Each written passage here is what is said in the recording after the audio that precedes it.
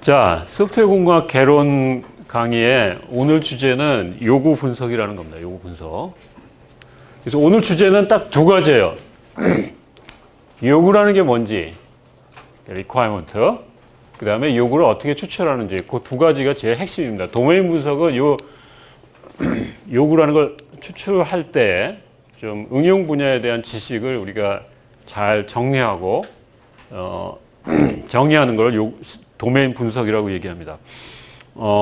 지난번에 우리 그 프로세스 얘기할 때 그 집 짓는 걸로 비교해서 요구 분석이라는 게 무슨 작업인지 우리 소개했었죠. 그죠? 내가 집을 짓고 싶은데 설계하는 사람한테 집을 설계해달라고 의뢰했어요. 그러면 설계하는 사람은 무조건 처음부터 도면을 그리는 게 아니라 당신 집을 위해서 뭐가 필요합니까? 어떤 요구 조건이 있습니까? 그런 걸 물어보겠죠. 그냥? 예를 들면 우리 집에 네 식구가 있어요. 또 뭐 우리 부모님을 모시고 두 세대가 살아요. 또 뭐 장애인이 있어요.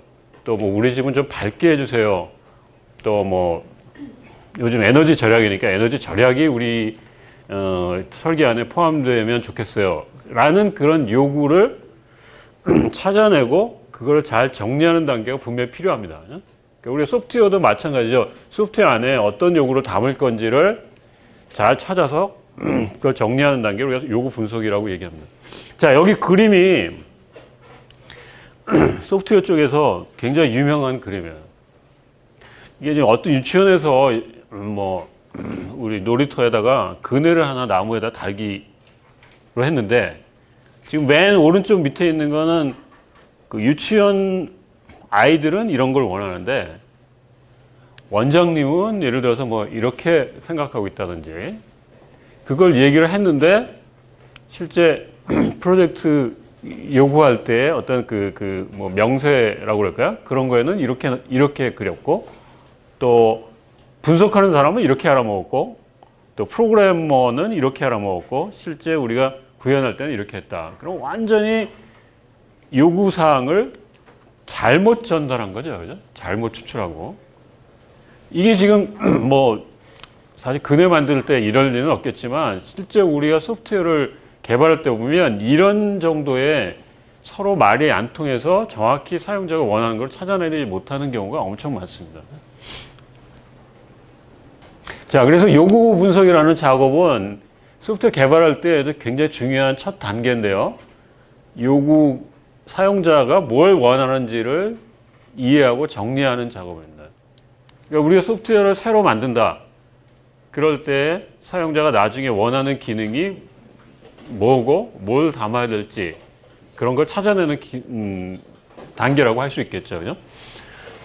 그래서 작업은 크게 보면 두 가지예요.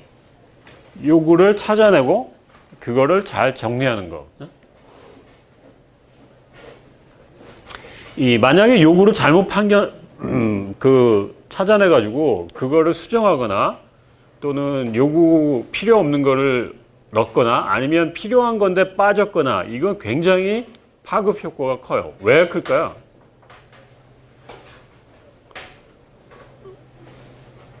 요구를 변경한다는 거는 뒤에 가서 우리가 코딩할 때 엄청나게 많은 요구사항에는 한 줄짜리 썼지만 나중에 코딩했을 때는 이 코딩이 몇 천 줄, 몇만 줄 될 수도 있고, 그죠? 요구사항은 상당히 큰 부분을 다루고 있고 아주 큰 덩어리이기 때문에 이게 나중에 구현되고 완전 릴리스 된 다음에 그 요구사항이 하나 고쳐졌다. 뭐 예를 들어서 메뉴 하나를 바꿨다. 또는 메뉴 안에 어떤 항목을 하나 바꿨다. 이거는 사실 뒤에 가서는 코딩할 때 뭐 별로 많은 작업이 아닌 것 같지만 연관되는 일이 많기 때문에 변경에 대한 효과는 굉장히 큽니다. 그래서 여기 지금 그림에 보면 사용자가 요구하는 요구를 이렇게 포스트잇 같은 걸로 만들어 가지고 하나씩 이렇게 이게 맞는지 그런 거 확인하는 작업도 있고요. 그래서 이 슬라이드에 지금 크게 보면 왼쪽에 지금 요구를 추출해서 잘 정리하는 단계죠. 그죠? 요구를 추출할 때 우리가 이 응용 분야에 대한 지식을 잘 정리하는 일을 도메인 분석이라고 하고, 요구 추출한 다음에 그거를 잘 모델링화해서 그림을 그린다든지 아니면 문서를 쓴다든지 그렇게 해서 그걸 정리를 합니다. 또 어떤 경우는 우리가 프로토타입을 만들 수도 있어요. 간단하게 우리가 UI를 보여주거나 아니면 간단하게 알고리즘을 구현해 가지고 우리가 개발할 거를 한번 이제 그 체크해 보는 거죠. 그죠? 그래서 요구 분석 과정의 결과는 요구 분석 다큐멘트가 되든지 아니면 프로토타이핑이 됩니다.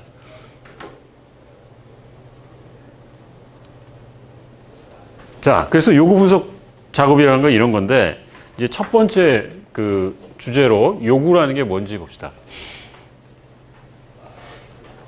여러분들이 원하는 거를 정확하게 디파인을 할 수 있나요? 내가 나중에 이 다음에 취업할 회사에 어떤 내가 원하는 회사는 뭐다? 봉급은 얼마다? 대충 머릿속에 정하고 있나요? 이 다음에 여러분들 결혼하기 위한 결혼 배우자의 조건이라기는 그렇고 내가 원하는 이상형이라든지 우리 문화가 어때요? 이 내가 원한다는 거를 정확히 표시하나요? 잘 안 하는 증거가 여러분들 혹시 그 서브 땡땡이라는 샌드위치 회사 있죠? 샌드위치 가게들 있죠? 아니면 퀴즈 땡땡이라는 거. 가서 주문한 적 있나요? 어떻게 하죠? 처음에 들어서 빵 종류부터 고르라고 그러죠. 이탈리안 먹을 거야, 뭐 화이트 먹을 거야, 블랙 먹을 거야, 뭐 막. 그 다음에 또 뭐 고르라고 그러죠? 치즈 고르라고 그러죠. 그 다음에 또 뭐 하죠? 치즈도 그냥 줄까 아니면 토스트해 줄까? 그 치즈를 딱 녹이면 맛있잖아, 그죠? 그 다음에 또 뭐 고르라고 그러죠? 수많은 야채를 고르라고 그러죠. 여기는 그래도 우리말로 하니까 좋아. 외국 가면 어때요? 귀찮죠, 그죠? 그래서 대부분 우리나라 사람들이 되게 오더할 때 everything without 뭐 하나 자기가 싫은 거 몇 개 이렇게. 근데 외국 문화에서는 자기가 원하는 걸 정확히 얘기하는 게 굉장히 그 문화적으로 돼 있어서 뭘 하든지 간에 뭘 이렇게 소프트웨어를 만든다든지 아니면 뭘 하나 만들고 뭘 고친다든지 이럴 때 정확하게 자기 의사 표시를 합니다.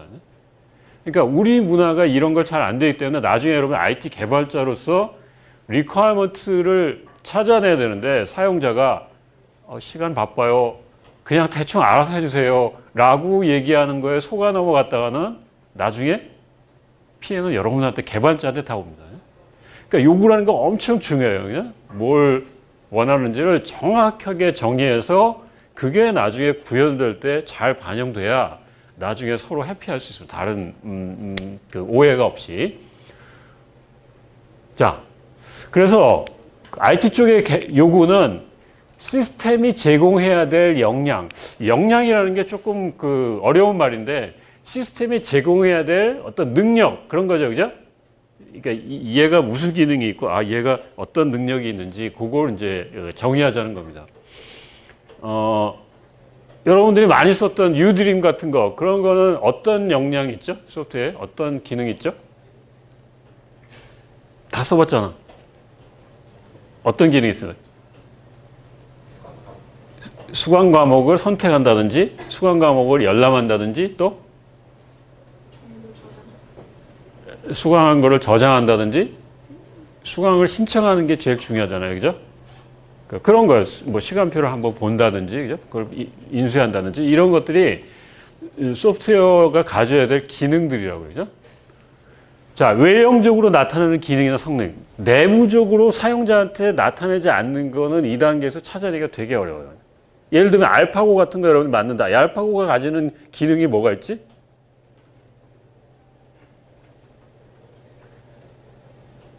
관심이 많잖아요. 딥러닝 요새 유행이니까 알파고 같은 거 만들려고 하는 사람 많을 텐데 어떤 기능이 있어요? 이? 잠깐 크게.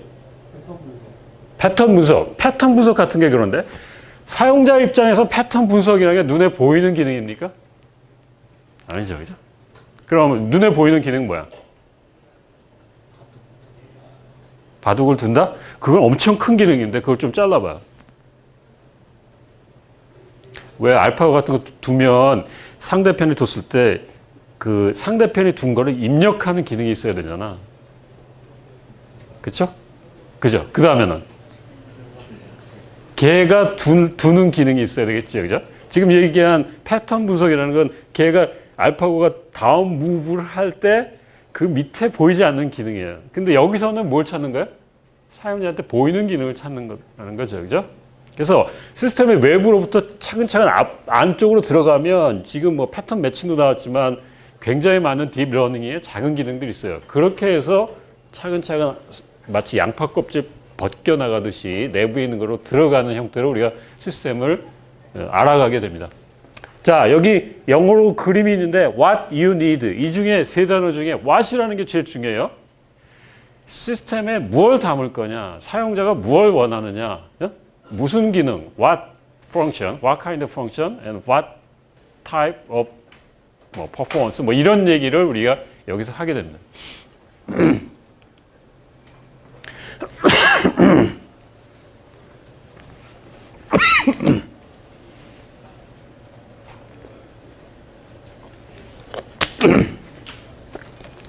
자, 요구라는 거는 굉장히 많은 사람들이 거기에 연관이 됐어요.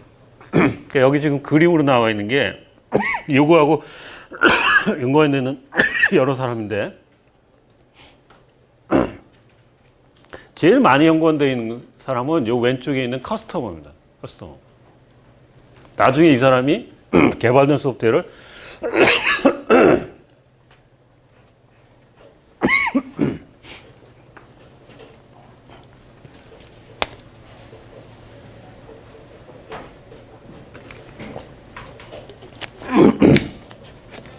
개발된 소프트웨어를 인수해서 사용하겠죠. 그죠? 그래서 여기 커스터머가 굉장히 중요하고 미안합니다. 그 다음에 여기 도메인 엑스퍼트는 그 내가 개발하는 소프트웨어의 전문 지식을 가지고 있는 사람, 그걸 우리가 도메인 엑스퍼트라고 해요.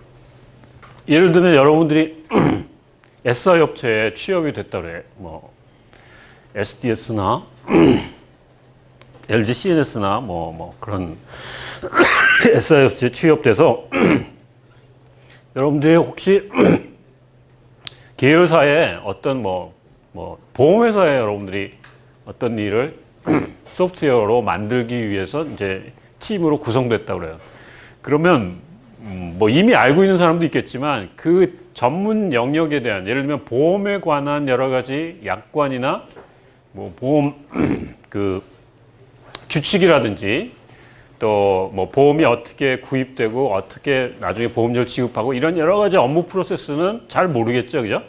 그래서 이 도메인 엑스퍼트는 그런 것들을 그런 지식을 가지고 있어서 이 사람들이 이제 리퀘어먼트를 분석할 때 도와줄 수 있고요. 그 다음에 테스터도 나중에 이 리퀘어먼트가 나중에 완전히 개발된 다음에 어떻게 시험을 할 건지 그 시험 방법에 대해서는 이 사람이 도와줘야 돼요. 그러니까 리퀘어먼트 쓸 때 이게 나중에 개발된 다음에 이게 성공됐는지 실패됐는지 어떻게 시험할 건지 그런 걸 또 생각해야 되기 때문에 저런 사람의 도움이 필요합니다. 그 다음에 여러분들 개발자, 그 다음에 UI 디자이너 이런 사람들 필요하겠죠. 그죠? 그래서 어떤 회사에서는 예를 들면 네이버 같은 웹 기반 회사에서는 개발자하고 기획자가 이렇게 모여서 이런 리퀘어먼트를 잘 찾아냅니다. 기획자라는 또 여기 표현 안 돼 있는 요구와 관련된 사람들이 있어요. 자, 거기까지 혹시 질문 있나요? 요구라는 건 어떤 건지. 여기 지금 요 슬라이드 더 하자. 기능적 요구와 기능 외적인 요구가 있습니다. 기능적 요구라는 거는 시스템이 가지는 어떤 문제 해결을 하기 위한 사용자한테 보여주는 하나의 서비스라고 할 수 있겠죠. 아까 우리 학교의 수강 신청 시스템에 여러분들이 수강할 수 있는 어떤 기능, 그런 것들은 다 여러분 학생한테 제공되는 서비스들이죠. 그죠? 예, 여기 지금 기능의 예가 나와 있습니다. 피처, 이건 뭐 기능이라고 할 수 있고요. 자료 입력 기능, 자료를 저장하는 기능, 입출력 기능, 그 다음에 뭐 사용자 인터페이스와 관련된 기능, 뭐 이런 것들이 다 소프트웨어가 가지는 기능들인데, 그거를 이제 오른쪽에 있는 것처럼 잘 정리하는 걸 우리가 요구 분석이라고 얘기합니다. 그래서 여기 보면 영역 선택, 복사 붙이기, 뭐 이게 어떤 시스템의 기능 같습니까? 레이어 관리, 이미지 회전, 변형 꾸미기. 여러분이 많이 썼던 뭐죠?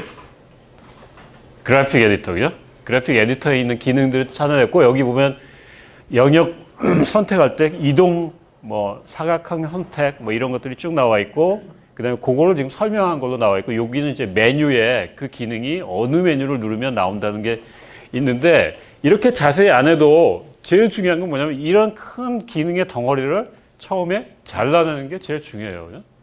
그래서 이미 여러분들이 만들어진, 많이 사용해 본 시스템은 메뉴를 보면 탁 큰 덩어리가 탁탁 들어오는데, 아직 만들어지지 않은 기능, 만들어지지 않은 시스템, 새로 여러분들 만든다 그러면 이거 찾아내는 것 자체가 쉽지 않습니다. 처음에 아무것도 안 해본다든지 아무도 건드려보지 않은 거라 그러면 이거를 정리하는 게 이 요구 분석에서 해야 할 일입니다. 자, 그 다음에 기능 외적인 요구는 여기 있는 성능 뭐 이런 거예요. 성능은 우리 뭐 여기 다 아마 오퍼레이팅 시스템 들었으니까 알 테지만, 시스템의 처리량은 뭘 의미하는 거죠? 뭐 예를 들면 1분당 몇 개의 트랜잭션, 몇 개의 유저를 처리하는지, 유저의 작업을, 반응 시간, 리스폰스 타임이죠. 그 다음에 실시간 처리 같은 거는 어떤 기능이 시간 제약이 있어가지고, 뭐 예를 들면 뭐 레이더 같은 거는 어느 몇 초 내에 반응이 있어야 된다든지, 뭐 우리 무기 같은 데 들어가는 거 다 마찬가지죠. 그 다음에 자원 이용률, 요즘 왜 배터리에, 휴대폰에 들어가는 앱들은 그 배터리를 얼마나 소모하는지, 소모하는 양도 우리가 되게 측정을 해요. 그죠? 그래서 그런 거. 그 다음에 품질, 얼마나 소프트웨어 안에 결함이 있는지 없는지, 얘가 죽지 않고 잘 살아있는지, 가용성, 그 다음에 오류 발생 비율, 뭐 이런 것들을 우리가 품질이라고 합니다. 그 다음에 안전, 의도하지 않은 오퍼레이션으로 인하여 원치 않는 상태에 있는 것. 어떤 소프트웨어들이 저 안전성이 굉장히 중요할까요? 보안 소프트웨어. 보안은 여기 따로 있어요. 안전이라는 건 사람의 생명하고 관련된 거예요. 의료 장비 같은 거, 그죠? 무기 같은 거, 또 원자력 발전이라든지 이런 데 들어가는 소프트웨어들은 안전성이 굉장히 중요합니다.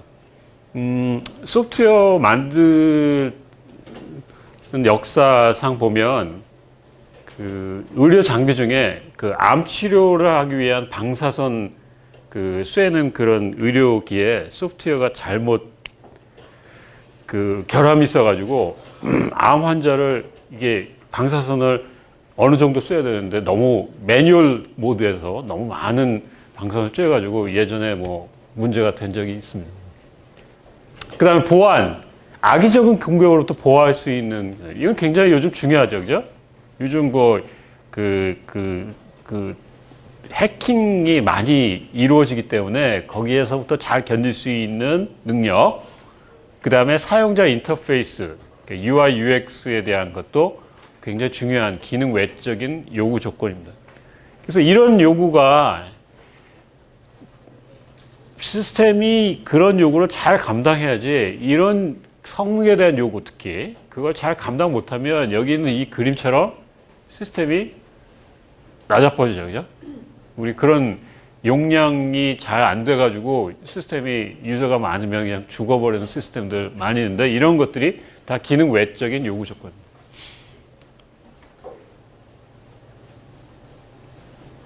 자, 요구라는 게 추출하기 어렵다고 했는데 그런 이유들, 이제 이 개발자들이 우리 분야에 쓰는 어떤 소프트웨어들, 뭐 우리 IT 안에서만 쓰는 소프트웨어를 우리가 만든다 그러면 뭐 다 지식이 있어서 괜찮지만 소프트웨어라는 게 요즘 융합 때문에 상당히 많은 응용 분야에 다 쓰이고 있죠, 그죠? 뭐 조선에도 쓰이고 항공에도 쓰이고 뭐 굉장히 많은 분야에 쓰이기 때문에 이 응용 분야에 대한 지식이 굉장히 중요합니다. 그런 거를 알지 못하기 때문에 문제가 되는 경우도 많고요. 그 다음에 두 번째 거, 개발자들이 사용자한테 가서 이제 물어보면, 어느 기관의 소프트웨어를 개발하기 위해서 당신들이 뭘 원하느냐 물어보면 대부분 다 뭐라고 말할까요? 자기도 잘 모르니까 알아서 해준다는 얘기가 많아요. 그러니까 유저 자체가 자기가 원하는 것들이 잘 정리가 안 돼 있고요. 배경 지식 부족으로 대화의 장벽이 생긴다. 이 배경 지식 부족이라는 게 뭘까요? 자기가 사용자들은 BIT 전공자들이잖아요. 그죠?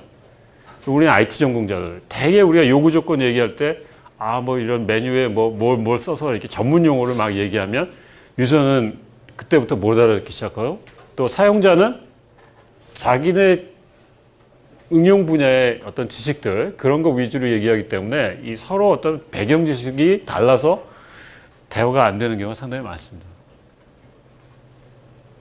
그 다음에 요구에 대한 명세와 구현이 분리될 수 없어 정확히 명시하기 어렵죠. 이런 얘기는 뭐냐면 우리가 요구 분석할 때는 무엇에 관점을 둬야 되는데 이거를 어떻게의 관점을 둬서 자꾸 코딩하고 연결시켜서 우리가 프로그램을 이렇게 짤 겁니다 라고 얘기하면 별로 그게 서로 와닿지 않는다는 거죠.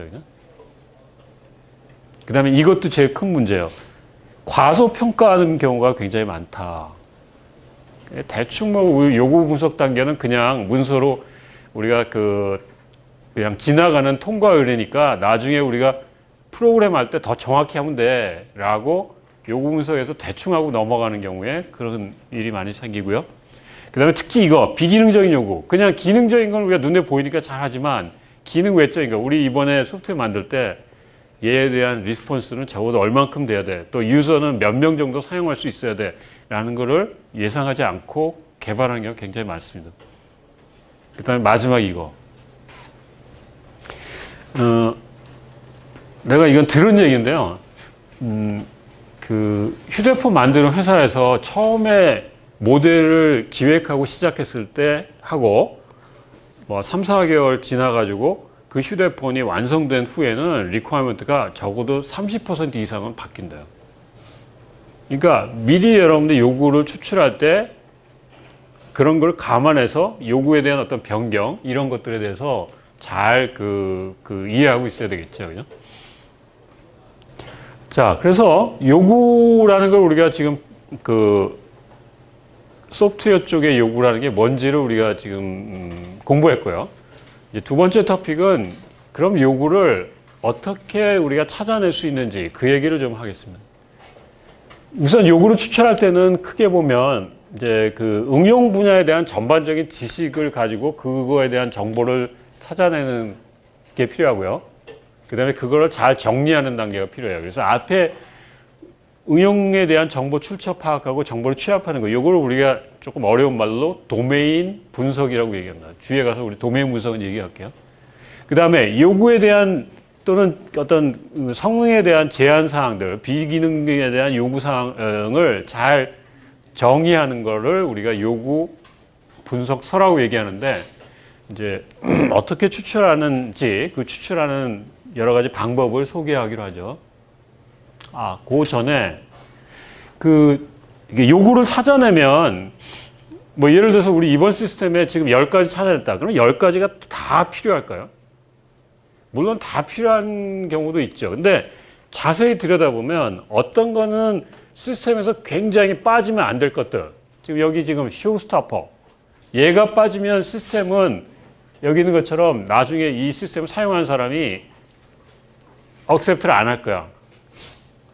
얘는 지금 필요하긴 한데 없어도 나중에 억셉트 하거나 뭐 이런 거에는 지장이 없어. 네, significant impact. 상당히 이 기능이 있어야 시스템의 어떤 성능에 또는 기능에 굉장히 영향을 주는 거. 그냥 유용은 해. 있으면 좋은데 없어도 뭐 크게 나쁘지 않은 거. helpful이라는 게 그거보다 더 아주 느슨한 거죠. 그죠? 꼭 필요한 건 아니야. 근데 있으면 도움이 돼. 얘는 뭐 이건 있으나 마나한 거죠. 그죠? 그러면 이렇게 리퀘어먼트를 이렇게 5단계든지 아니면 우리 이번에 프로젝트 할 때 3단계로 나눌 때 상중하로 그러면 이런 걸 리퀘어먼트를 상중하로 또는 5단계로 나눠서 우선순위를 잘 정하는 게 좋은데 왜 그럴까요? 왜 이런 걸 정리해서 대개는 중요한 걸 먼저 하는데 중요한 걸 먼저 하는 이유는 또 뭘까요?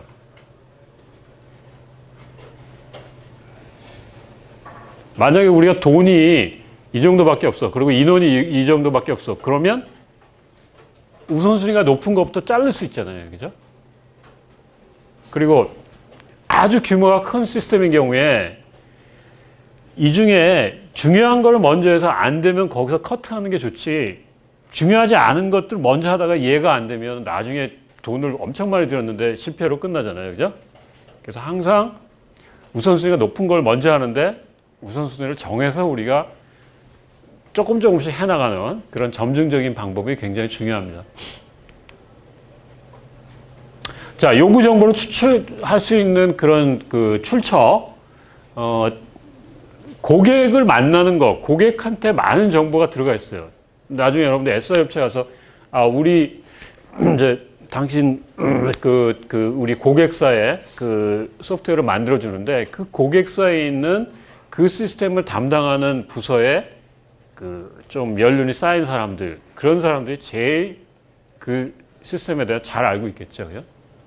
도메인 전문가, 내가 지금 모르는 시스템을 지금 개발하고 있는데 그 분야의 전문적인 지식을 많이 알고 있어. 그 다음에 여러 가지 시스템 관련돼서 이해받는 사람들, 그 다음에 사용자, 그 다음에 역공학이라는 것은 이미 있는 시스템을 잘 분석해 볼 수도 있어요. 그죠? 요즘은 뭔가 새로운 시스템을 개발하는 것보다 기존에 있는 시스템이 조금 좀 기술이 낙후됐다든지 아니면 올드해서 그걸 이제 업그레이드 하는 경우가 많은데 그런 게 우리 레거시 시스템이라고 합니다.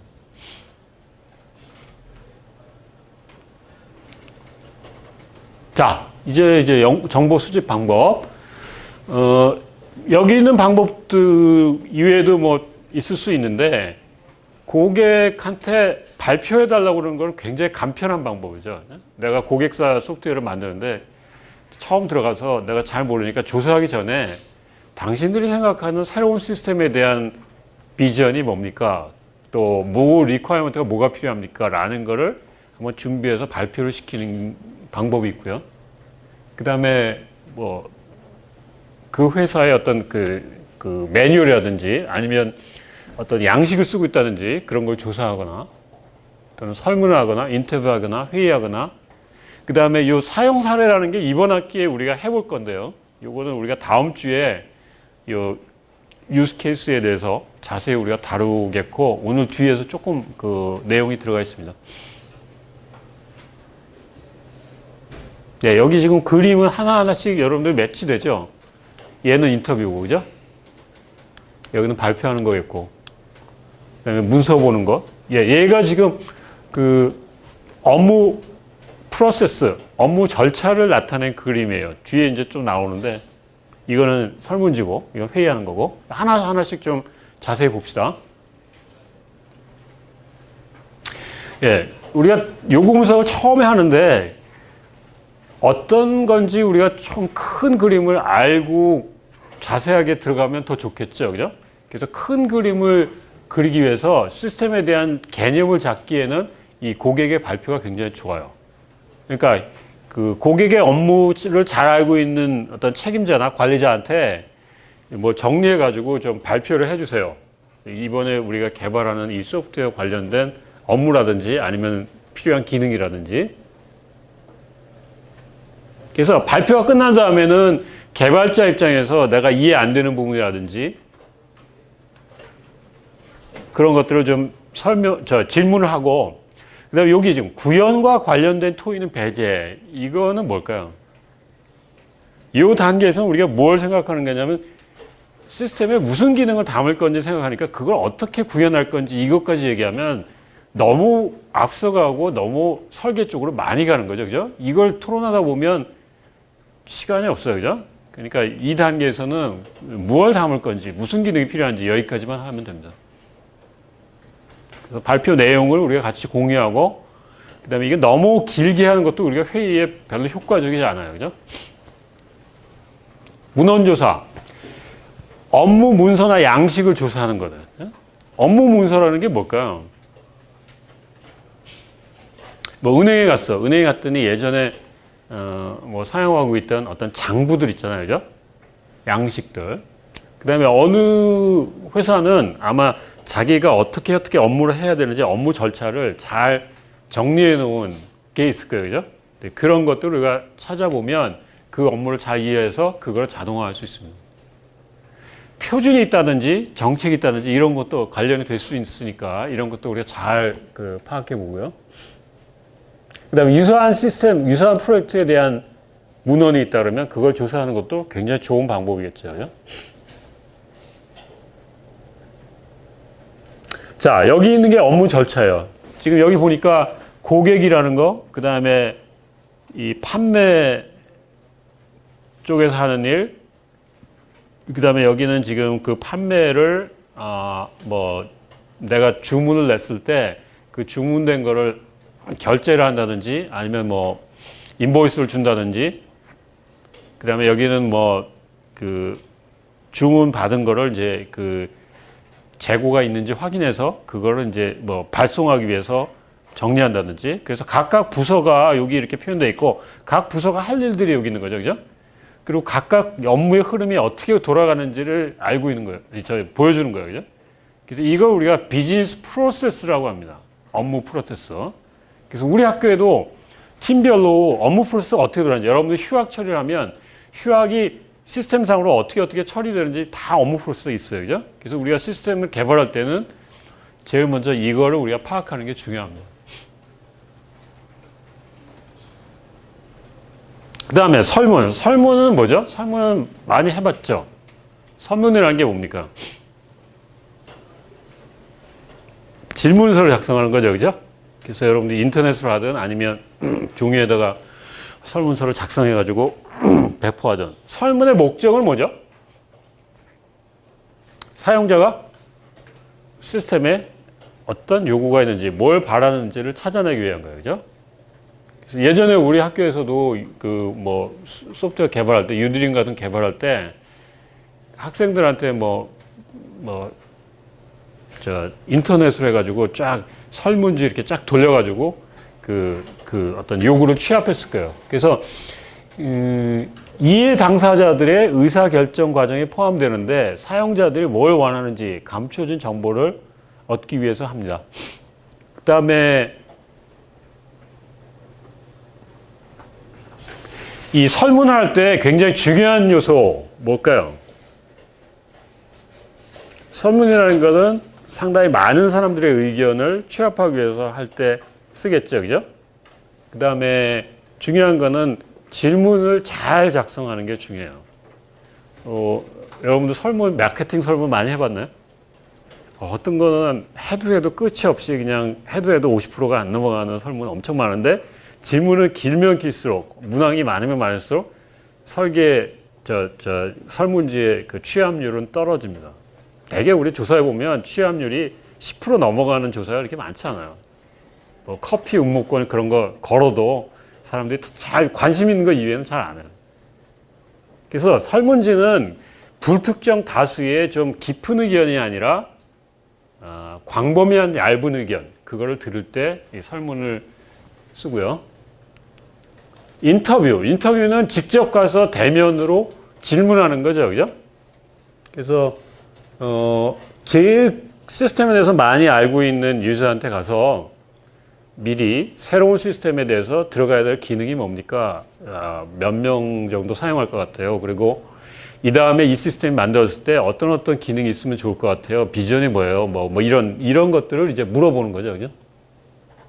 그래서 여기 지금 제 그 인터뷰를 하는 절차가 나와 있는데 그냥 무턱대고 만나면 안 돼요. 그죠? 미리 대상자를 잘 선정하고 대상자가 뭐 잘 모르는 사람 선정하면 안 되겠죠. 그죠? 시스템 잘 아는 사람 선정하고 그 사람한테 미리 통보하고 질문지를 잘 작성하는 일이 제일 중요합니다. 그 다음에 인터뷰를 하면 돼요.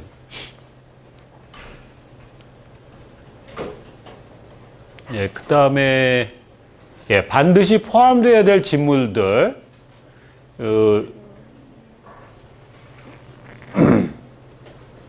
예, 최대 또는 최소 사용 인원이라든지 용량이라든지 그런 걸 반드시 물어보는 게 좋아요. 우리 시스템은 지금 하루에 뭐 몇만 건의 그 접속이 있습니다. 라든지 아니면 몇 명의 유저가 그 동시에 접속해야 되는지 이런 거에 대한 개념이 있어야 시스템의 규모를 우리가 잡을 수 있으니까 그 다음에 시스템의 기능에 대한 미래 비전이죠. 뭘 담을 겁니까? 무슨 기능을 무슨 서비스를 하는 게 필요합니까?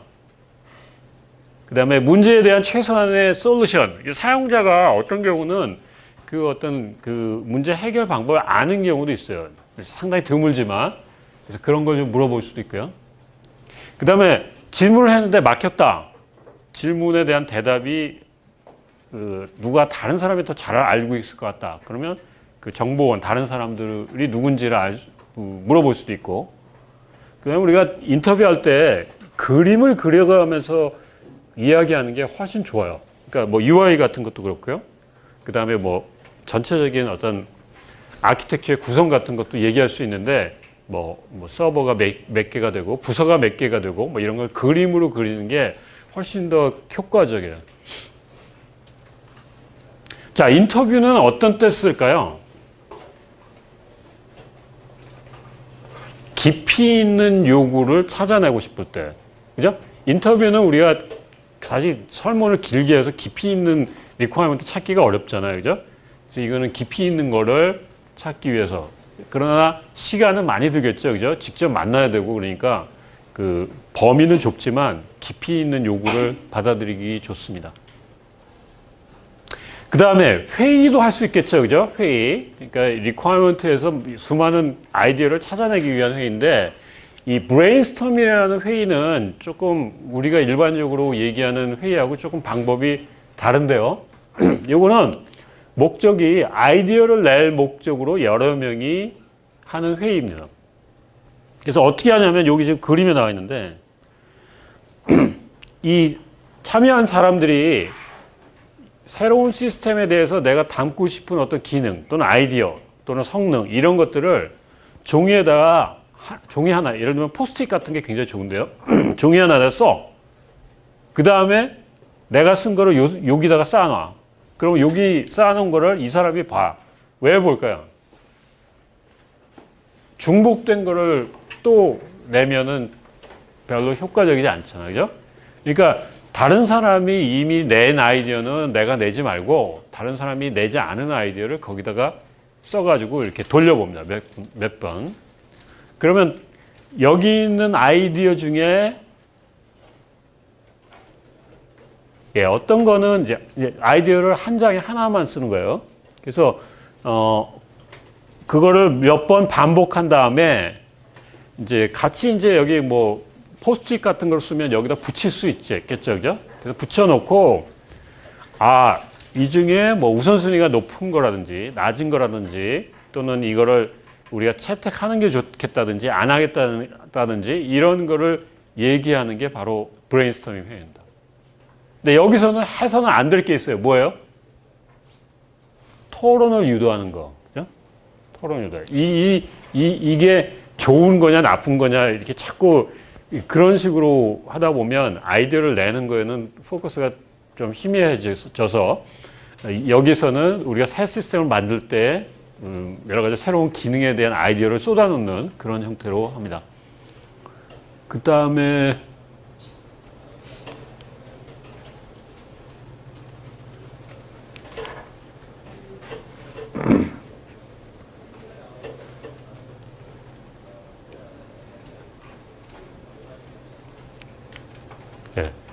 이거를 회의를 할 때 관련자 모두가 참여하는 회의, 그 다음에 익명이 되면 훨씬 좋은데, 뭐, 웹상에서, 인터넷상에서도 할 수도 있는데요.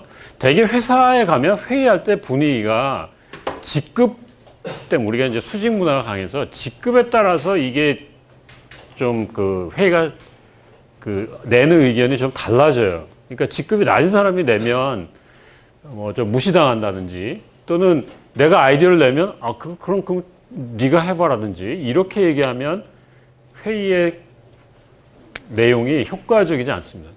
여기서는 브레인스토밍에서는 누가 내든지 이게 익명이 돼야 되고 뭐 사장이 내든 아니면 사원이 내든 똑같은 수준으로 받아들여져야 되고 나중에 이게 꼭 아이디어를 낸 사람이 구현하는 건 아니에요. 여기 이제 개발자가 아니기 때문에 그래서 사용자들 사이에 좋은 의견을 내기 위한 회의입니다.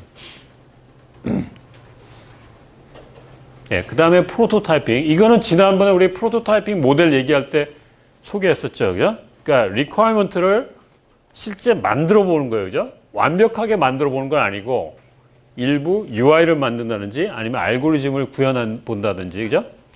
또는 뭐 데이터베이스 접근하는 걸 한번 확인한다든지 이런 것들입니다. 그래서 최종 시스템의 예상 기능 중에 일부를 빠르게 구현해서 사용자한테 네가 원하는 게 이게 맞냐라고 확인해 보기 위한 거예요. 그죠? 그래서 이제 단순한 형태로 우리가 그 그림으로 그냥 그 종이에다가 그려서 메뉴도 대충 이렇게 그려보고 또 중요한 시스템의 화면 같은 거를 보여줄 수도 있어요.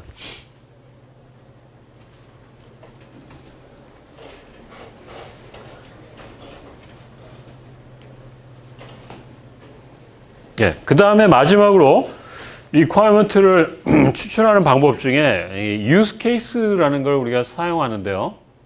이 use case라는 거는 그 지난번에 유저 스토리하고 좀 비슷한 거라고 그러는데 사용자한테 그 시스템이 제공하는 외부에서 보여지는 어떤 기능들이에요. 다 기능의 단위. 여기 지금 뭐 이거는 지금 모바일 뱅킹에서 뭐 계좌를 이체하는 어떤 기능에 대해서 지금 자세히 쓴 건데요.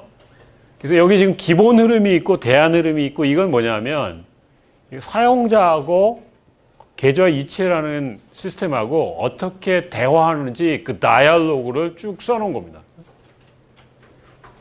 그래서 이제 유스 케이스를 우리가 정리할 때 이런 식의 다이얼로그를 써놓는데 어떤 이벤트가 필요하고 그때 어떻게 시스템에 자극을 하면 시스템이 어떻게 반응하고 이런 것들 우리가 먼저 찾아내는 게 요구 분석을 우리가 사용사를 이용해서 정리할 때 하는 작업들입니다. 요거에 대한 자세한 얘기는 다음 주에 할게요.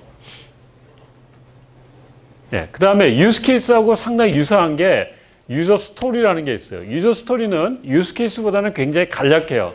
그래서 여기 보면 영어로 있는데 이름을 가지고 우리가 탐색을 하는 유저 스토리죠. 그죠? 근데 여기 지금 한 3가지 요소가 있는데 여기 맨 앞에는 그 이름으로 가지고 탐색하는 거를 누가 쓸 거냐. 그래서 여기는 지금 헬프 데스크에 있는 오퍼레이터가 요 유저 스토리를 쓴다는 얘기죠. 그죠? 유저가 누구고. 그 다음에 요거는 목표예요. 어떤 목표가 있는지 이 사람이 이름으로 커스터머를 찾고 싶은 거죠. 그죠?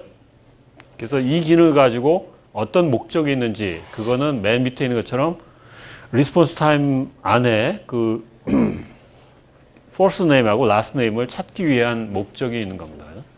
그래서 이런 식으로 카드에다 정리해서 애자일 방법에서는 그냥 이게 하나의 백로그가 돼요. 더 이상 정리하지 않아요. 근데 우리가 유스 케이스를 쓸 때는 이제 UML에서는 이건 너무 간략하기 때문에 이런 식으로 좀 인터랙션을 더 자세하게 쓰는데 개발자들이 코딩에 굉장히 그 경험이 많으면 이 정도 쓰는 것도 굉장히 복잡하거든요. 그래서 그냥 이렇게 딱 카드에다 하나 정리하고 그거를 하나 백록으로 꺼내가지고 2주 동안에 딱 개발을 합니다.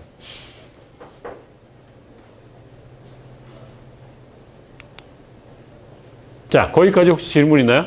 그 사용 요구에 대한 추출 방법에 대해서 소개한 건데요. 네. 방금 사용자 스토리에서 네. 내부 사람이 만들기 때문에 효과적이라고 하는데 그 내부 사람 개발자들만. 예. 그러니까 그 이거는 어떻게 보면 소프트웨어를 많이 개발한 내부 인원들한테는 너무 자세할 수도 있거든요. 이거는 이제 외부의 사용자들에 대한 좀 이해를 돕기 위해서 좀 이렇게 구성한 거고, 실제 여기 그 개발하는 사람들이 볼 때는 이거보다는 이게 훨씬 더 그 커뮤니케이션이 줄어들기 때문에 굉장히 효과적이에요. 근데 단점은 있겠죠. 이렇게 해놓고 뭐 UI도 보여주지 않고 여기에 어떻게 인터랙션 하는지 모르니까 그거는 개발하는 사람이 해석하기 나름이잖아요. 그죠? 그래서 이제 이렇게 적는 거는 이제 뭐 이미 다 UI에 대한 걸 개발자한테 뭐 거의 다 맡겼다든지 아니면 이미 UI에 대한 걸 다른 데서 다 이렇게 협의가 됐다든지 그러면 이게 좋지만 초보자라든지 아니면 사용자한테 좀 더 자세한 리퀘어먼트를 정리하기 위해서는 이 방법보다는 이게 더 좋습니다. 그러니까 이거보다는 이게 굉장히 가볍죠, 그죠? 가벼워요. 그러니까 그래서 애자일에서는 그냥 유저 스토리로 이렇게 해가지고 그냥 2주 만에 사실 많이 해본 시스템은 이렇게 해도 가능해요, 그죠? 근데 새 시스템은 이렇게 해야 좀 더 자세하게 만들 수 있겠죠, 그죠? 좋은 질문이고요. 또 다른 질문 있나요? 자, 그러면 마지막 토픽이 도메인 분석인데 요걸 하고 끝내기로 하죠. 아까 우리 도메인이라는 게 이제 요구에 대한 배경 지식. 여러분들이 나중에 취업을 했어.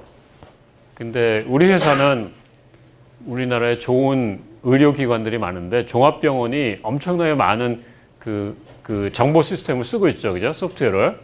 그래서 요새는 여러분 종합병원에 가면 뭐 개인 병원도 마찬가지지만 이 진료 처방전 이런 거 다 프린트아웃해서 주잖아요. 그죠? 그러면 그런데 여러분들이 의료 시스템에 대해서 뭐 소프트웨어를 개발하려고 어떤 명을 받았다고 해야죠. 여러분들 임무가.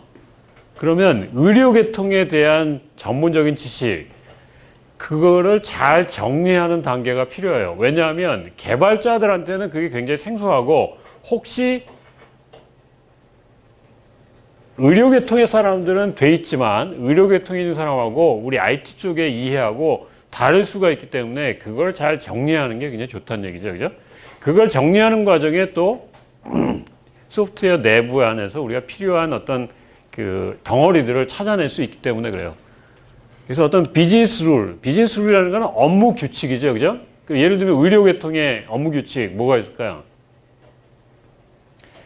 내가 진료를 하려면 먼저 가서 검사를 해서 검사 결과가 나와야 진료를 할 수 있다든지, 또는 내가 진료를 받으려면 이건 좀 안 좋은 건데 미리 접수를 해서 돈을 내야 진료를 할 수 있다든지, 그죠? 또 환자를 입원시키는데 입원할 때 어떤 규칙들이 있겠죠, 그죠? 네, 그런 것들이 다 업무 규칙이에요. 그래서 그 업무 규칙이 나중에 소프트웨어 안에 다 담겨져야 되니까 우리가 이거에 대해서 잘 이해하고 있고 그걸 하기 위해서는 잘 정리를 해야 된다는 겁니다. 그래서 도메인에 관한 적용되는 개념을 잘 정리해서 그걸 정리하고 잘 분석해서 어떤 모델로 남기는 거. 그래서 그걸 가지고 이제 나중에 요구를 정리한다든지 시스템을 설계할 때 그걸 이제 사용하겠다는 거죠. 그죠? 도메인에 관한 정의, 업무 작업의 영역을 파악하고 그 범위를 구성하는 거예요. 그러니까 어떻게 보면 큰 시스템의 큰 덩어리들을 서브 시스템을 자르는 거죠. 그죠? 환자를 관리한다. 환자의 진료 예약 일정을 잡고 접수를 받고 처방을 주고 의료비를 청구한다. 이런 것들이 다 환자에 대한 관리예요. 그죠? 그 다음에 의료 계통에 보면 분명히 그 내부 조제하는 데도 있고 요즘은 이제 의약 분리가 돼 있어서 약을 처방받으면 외부 약국에 가서 약을 타는데 걔네들도 다 연관이 돼 있죠. 그죠? 그 다음에 검사하는 쪽에, 그 다음에 입원하는 쪽에 각각 다 필요한 일들이 다르고 다 업무하는 절차가 다 다릅니다. 그래서 넓은 범위의 프레임워크는 그냥 큰 틀을 말하는 거예요. 그죠? 큰 틀을 잡는 거예요. 그래서 넓은 범위의 개념을 잡고 더 좁은 범위의 지식들로 계속 체계화하고 상세화 나가는 과정이 필요합니다. 예, 도메인 분석에서 중요한 세 가지는 이거예요. 도메인의 개념을 잘 사전처럼 정리하는 거. 그 다음에 또 하나는 비즈니스 규칙, 업무 규칙을 잘 찾는 거. 그래서 도메인 개념에서 중요한 그 세 가지 요소는, 네 가지 요소는 객체라는 거하고 업무 절차, 프로세스라는 거하고 그 관련되는 사람, 그 소프트웨어와 관련된 사람. 우리 의료계통이면 뭐 환자도 있겠지만 의사도 있겠고 약사도 있겠고 간호원도 있겠고 아니면 병동의 어떤 뭐 또는 그 격리를 보는 그런 의료계통의 사람도 있고 하여튼 그런 여러 가지 사람과 룰 뭐 이런 것들을 찾아내는 게 도메인 개념을 찾아내는 겁니다. 그래서 여기서 이제 발견해야 될 게 문제의 요소 같은 걸 발견하는 게 굉장히 중요해요. 지금 이렇게 업무 절차가 흘러가고 있는데 이거는 비효율적이다. 그러면 업무 절차도 개선할 수 있게, 그죠? 우리가 비즈니스 프로세스를 리엔지니어링 한다고 그러는데 업무 절차를 다시 개선하는 그런 것도 이 작업에서 할 수 있습니다. 예, 여기 있는 그림은 뭐 예를 들어서 우리가 인터넷 쇼핑몰 같은 데서 주문을 냈다. 그러면 미리 그 상품이 입고가 돼가지고 그 재고 관리가 창고에서 관리가 돼서 내가 만약 주문낸다 하면은 그 상품을 준비하는 과정, 패킹하는 과정이 있겠죠, 그죠? 그 다음에 이제 출고위해서 배송하고, 그 다음에 일단 패킹이 되면 뭐 이 재고에 대해서 뭐 통제하는, 그러니까 물건이 지금 빠졌으면 그 물건 빠진 거에 대해서 다시 이제 채워놔야 되겠죠, 그죠? 만약 생산한다든지 이런 거를 프로세스로 그린 건데 이게 바로 이제 업무 프로세스를 그린 겁니다. 비즈니스 플로우를. 그 다음에 도메인 사전이라는 건 뭐냐면 전문 분야에 대한 용어를 잘 정리해 놓은 것. 그러니까 여기 지금 의료정보 시스템 같으면 진료와 검사라는 게 뭘 의미하는지, 그죠? 의료 서비스라든지 뭐 저런 것들이 어떤 의미가 있는지 이걸 미리 정확하게 정의를 해서 이해가 같아야 우리가 같은 그 동일한 이해가 돼야 맞게 우리가 용어를 쓸 수 있을 테니까 이제 미리 이제 이런 개념들을 맞춰보고요. 요게 지금 사전입니다. 예약이라는 거는 만약 업무 프로세스로 얘기하면 환자가 의료 서비스를 받는 어떤 일정이라든지 이런 거를 미리 예약받는 것. 그래서 예약 담당 직원이 처리한다든지 뭐 이런 것들을 우리가 파악하는 겁니다. 그 다음에 여기 있는 요 객체라고 쓴 거, 요게 나중에 우리가 시스템 안에 들어갔을 때 객체지향 시스템에서는 엄청 중요한 것들이에요. 쟤네들이 바로 뭐냐면 뭐가 될 거냐면 클래스가 될 수 있을 것들이죠, 그죠? 그러니까 우리가 의료정보 시스템을 만약에 객체지향 시스템으로 짠다. 그럼 환자, 의사, 약 뭐 이런 걸 굉장히 중요한 클래스들입니다, 그죠? 그 다음에 기능, 프로세스 이런 것들은 다 나중에 어떤 클래스 안에 멤버 함수로 들어갈 내용들이에요. 그래서 예약 같은 거죠. 굉장히 중요한 정보죠. 그 다음에 그 회사에서 어떤 업무를 처리하는데 자기네가 내부적으로 어떤 정책이라든지 규정이라든지 절차라든지 가이드라인이라든지 표준이라든지 이런 것들을 잘 파악할 필요가 있어요. 우리가 의료정보 시스템 지금 개발하는데 우리 지금 이 의료원에서는 검사가 끝나야 뭐 진료를 받을 수 있다든지 또 뭐 입원실에 집어넣는데 입원실에 집어넣는 규칙도 뭐 그 원하는 병동이 다 이제 있어서 뭐 어떤 종목별로 뭐 이비인후과라든지 아니면 안과라든지 또는 뭐 병동에 따라서 또 어떤 룰들이 있겠죠, 그죠? 그래서 그런 것들 우리가 잘 파악해서 미리 지식을 가지고 있어야 소프트웨어 개발할 때 그 지식을 활용해서 우리가 반영을 할 수 있습니다. 그래서 여기 지금 비즈니스 종류는 그냥 사실을 얘기하는 게 있고, 그 다음에 어떤 경우는 이렇게 추론이 되는 거, 뭐 어떤 조건을 만족하면 이런 사실로 넘어가는 게 있어요, 그죠? 그다음에 어떤 액션을 구동하는 거, 뭐 며칠이 되면 월급을 찍으라든지 이런 거, 액션 구동자. 그다음에 어떤 제한 요소들, 뭐 어떤 수행해야 될 또는 수행하지 않을 어떤 제약들.